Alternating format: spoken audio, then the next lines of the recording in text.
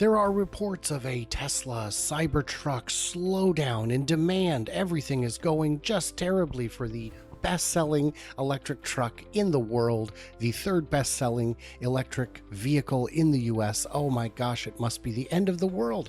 On top of that, we're seeing sluggish numbers in China. It's going to be a terrible Q4 if you believe everything you read on terrible websites like Yahoo Finance.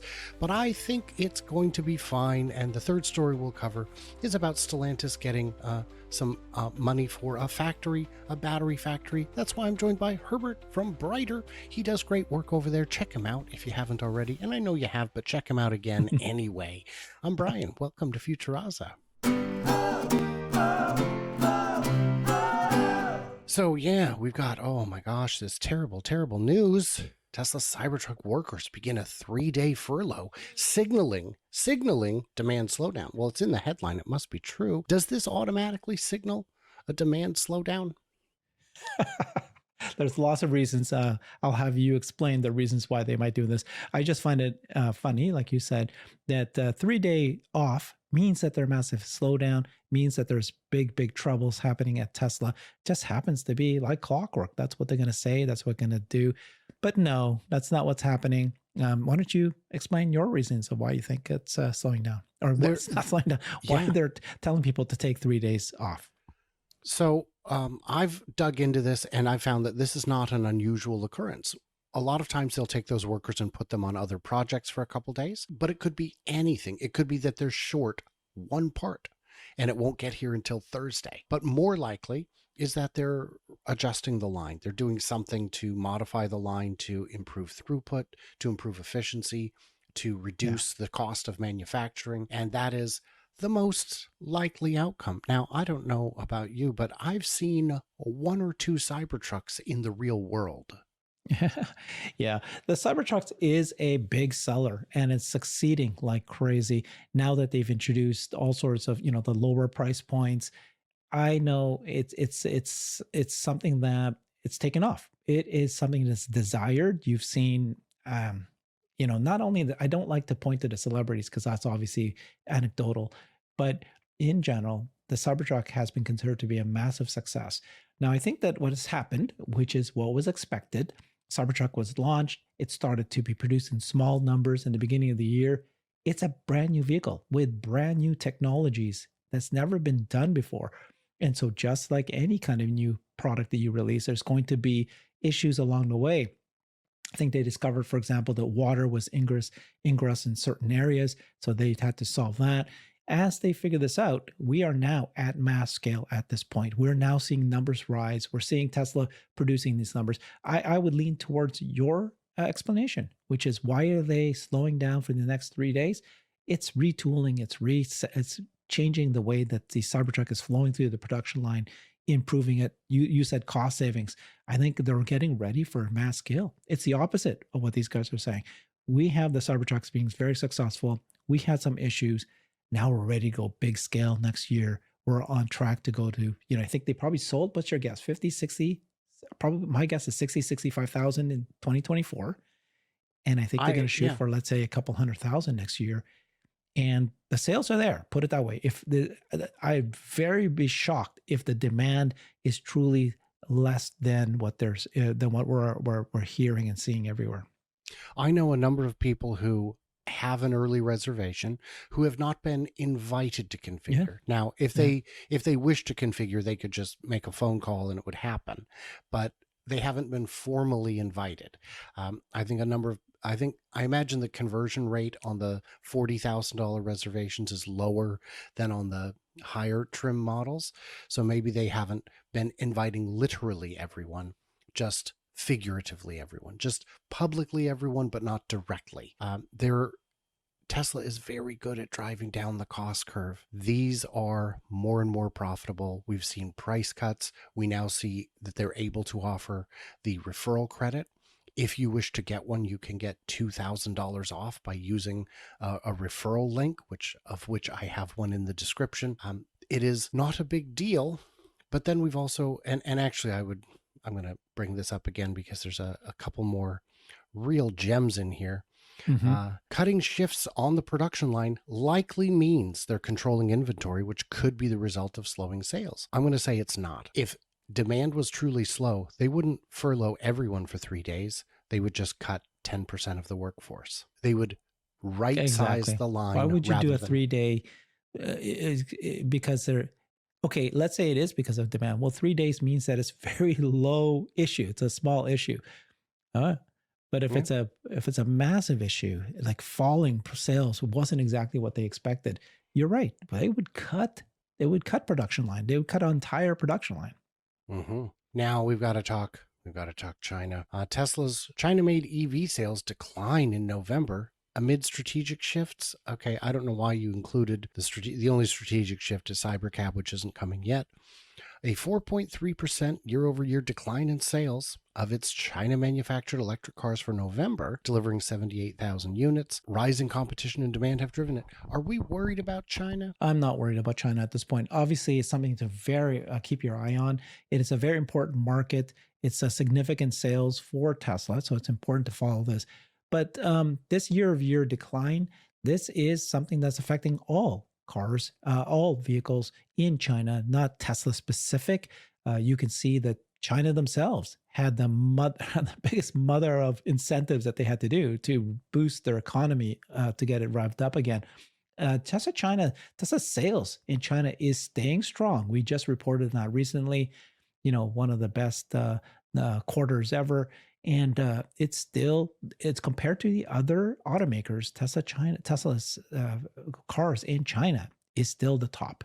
So unless we see Tesla going down, but the others aren't, then that's where you might want to get concerned. But if you see all cars falling down, then it's a concern, but it's more like not because of a Tesla specific thing. It's an economy thing. And interestingly, in China, we're seeing some winners beginning to emerge. Leap Motors did, I think, 40,000 units in November. Xiaopeng and BYD.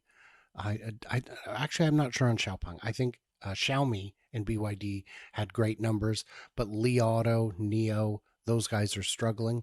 So in total, it's not like the market is exploding without Tesla. Yeah. But there are manufacturers who a year or two ago were looking very promising, who are now struggling quite a bit. And despite all these headwinds, despite fantastic competition, despite great models coming out of China, Tesla's still very strong, and they've got the most expensive cars out there. Yeah. So that's a real testament to how well they're doing. Now, turning back to a slightly different one here, Stellantis and Samsung to get a $7 billion loan to build 2 EV battery factories. That's I haven't heard of this one. Interesting. How did okay. that news miss me? Because I track every news. It's from today. Well, it's from the 3rd, Okay. which is when we're the day after we're recording, or the day before we recorded this. And this is big. The Department of Energy preliminarily approved another loan to help fund the construction of battery factories in the U.S., joint venture between Stellantis and Samsung. And I know a lot of people get angry about the Department of Energy financing certain things that they disagree with. I don't disagree with this. Battery factories is something we need. Yeah. This is a competency we need in the US. And the Department of Energy steps in when private equity would be unobtainable or prohibitive. And that's without the Department of Energy loans, we wouldn't have any nuclear power plants. Yeah. We wouldn't have as much wind and solar as we do. Department of Energy's job is to keep the US energy secure. And if we don't make our own batteries, we are beholden to foreign countries to provide them. And that's not necessarily a good thing. Yeah, I love everything you just said there. So number one, energy is a vital, strategic national concern. They, especially now that this, battery packs, they not only power electric vehicles, they are needed, right, for the mega packs for AI data centers. So anytime a government incentivizes this, I think it's something we should support, and they should do more of it, especially if other countries are incentivizing it for their own development. As long as this is a loan and not a grant, a giveaway money, and then hopefully it's a loan and it's tied to certain milestones and so forth, then that's great. You should do more of these, and like you said, boost this energy, make this happen. As far as I'm aware, all DOE loans are milestone dependent. You don't just get a blank check and then buy back your stock, General Motors, and you have to actually build the thing. And I have seen some people who misunderstand how these work and say, well, they should be giving this money to make jobs for people. It Yeah. is. These are construction jobs. This money is not just being burnt into a pile of ash, which becomes a factory. This is spent on materials and labor and equipment. And much of that equipment probably comes from overseas, but maybe we should be building the equipment too. So it is conditionally, yeah, I think that's all pretty good information. Uh, what are your Yeah. thoughts on these battery energy projects more generally? How much domestic production do we need?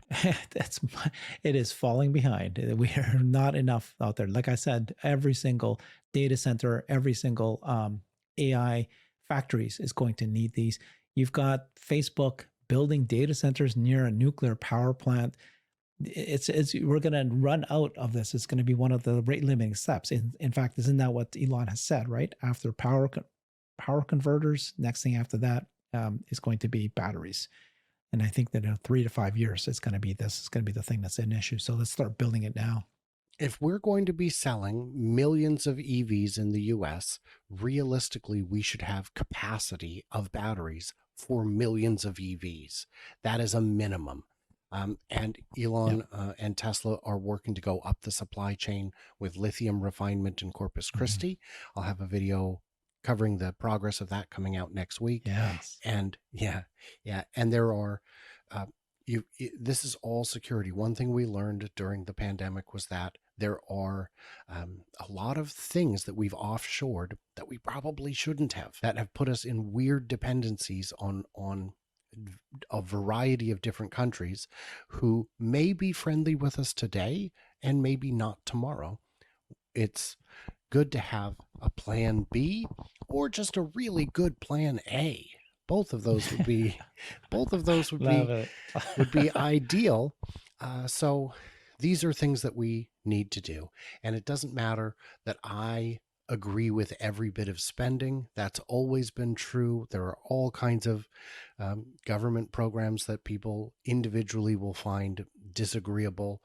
But Mhm. getting batteries into the US, manufactured in the US, is important. We're seeing semiconductors being fabrication shops being built. We're seeing battery companies being built. The hope is that we just get more Tesla kind of competencies and not as many Northvolt kind of And this competencies. should not be a political thing, right? Batteries are the new oil. So drill, baby, drill. Let's get For these. drill for batteries. Yeah, let's Yeah. get these things happening and moving. They're very, very important for, a sustainable energy future. This is what's going to drive all this. Um, it's where And we're if you headed. don't believe in sustainable energy, at least believe in national security, because having a Exactly. domestic control of your energy is national security. Let's support that. I don't know. Call me crazy. So guys, Crazy. in the comments, which as you know are mandatory, what did we miss? What did we misunderstand? Leave it, I beg of you. And everybody else, like, subscribe, do what you do. Maybe head over to Patreon, show some support, become a subscriber on X, a channel member on YouTube. You can do all those things, but whatever you do, I beg of you, stay tuned, stay juicy, and remember that I cannot wait to hear from you clever robots on the flippity flop.